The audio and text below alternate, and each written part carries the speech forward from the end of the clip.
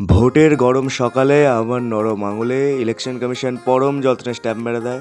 তারপর এসে দেখি এই মহাশয় আমার পিছু নিয়েছে, তো একে এর প্রাপ্যটুকু দিয়ে দিই। সামনের রাস্তাটা আলাদাই রঙিন হয়েছিল আজকে। তারপর ইলেকশন স্পেশাল আলুর দম মুড়ি খেয়ে মায়ের পুজো দেখতে একটু বাইরে বেরোই। বাইরে বেরিয়ে দেখি আকাশটায় মেঘ ধরেছে, আর সেই মেঘকে দেখতে দেখতেই আস্তে আস্তে হাওয়া চলতে আরম্ভ করে। তার থেকে হালকা পাতলা একটু ঝড়, যদিও বৃষ্টি হলে বেশি ভালো হতো। কথাটা বলতে না বলতেই বৃষ্টির দু চার ফোঁটা, তারপর সেই দু চার ফোঁটা থেকে বাড়তে বাড়তে সত্যি অল্প কিছু বৃষ্টি হয়।